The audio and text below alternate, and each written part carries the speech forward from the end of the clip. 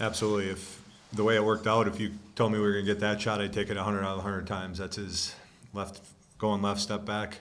And honestly, sometimes we got the stop and you get a little bit of an advantage. Our guys know enough how to space and make it hard for them to double against a little bit of a broken defense. And you know what? You got a player like Marcus, you let him go.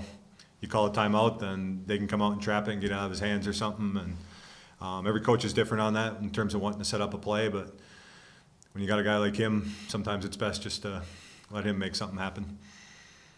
Talk about how important he was down the stretch, especially with hitting the free throws that you guys have kind of been missing a little bit the last few games. For him to hit those in those key moments and keep chipping away at that lead. 100%. I mean, the one thing about Marcus is he's relentless.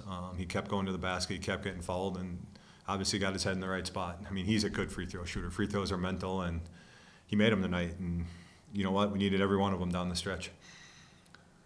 Hobson comes up with a huge sequence for you about 9.5 minutes into the second half where he hits a three, gets the steal, gets the dunk. I mean, that 5-point swing seemed to really change the momentum of the game. Hobbs was unbelievable tonight. I thought he gave it in the first half, and he looked good, and we were going to go to him earlier. And then, honestly, down the stretch, it felt like we needed a little bit more shooting out there. The threes weren't going in. They were helping off a couple of our guys.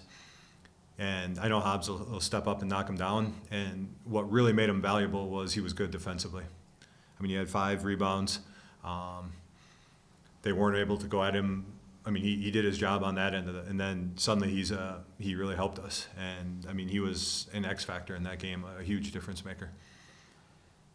Toodles in the first half really kind of tore you guys being at 16 points in the first half.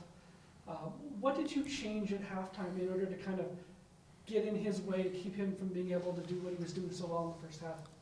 I mean, all you can say there is Josh Terrian. I mean, I don't know that anybody was really stopping him the way he was feeling in the first half, but Josh wanted to step up and take him, and Josh did a job on him. He got nothing easy. He was everywhere on him.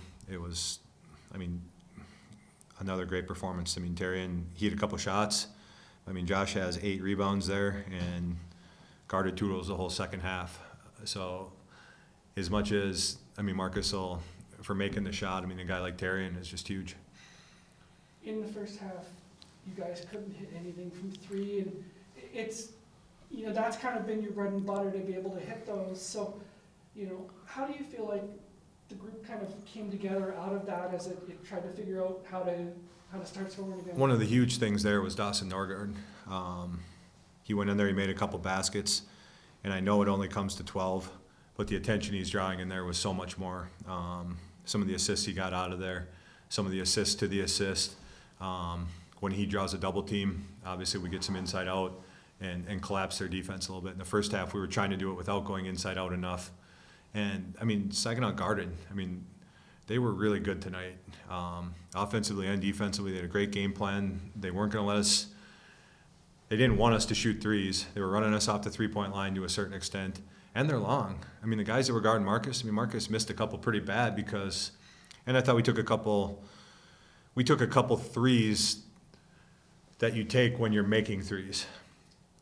Not threes you take when they're not going in. Those are the – I don't know if you want to call them heat checks or as a team heat checking. Like when things are going well, you can take some of those quicker ones when it doesn't touch the paint. When they're slowing the game down and trying to grind it out, then you gotta do that the same way until we get going. What's it like in those last, say, 5-6 minutes when you got the football kids down on the one end cheering you on? You're trying to make this comeback in a game like this.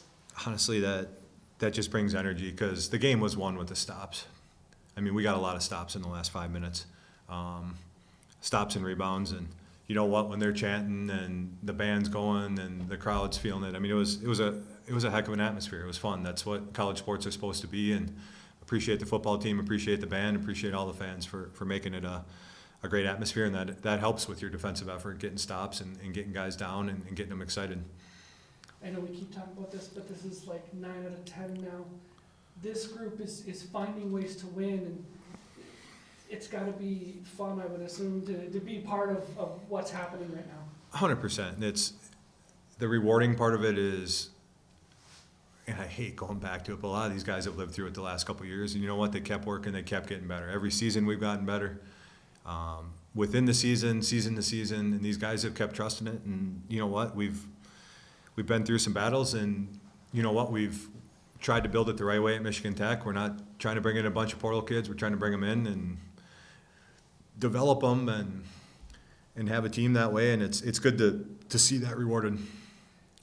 To see that you did this all without Ty picking up a point, I mean, that's kind of crazy too, isn't it?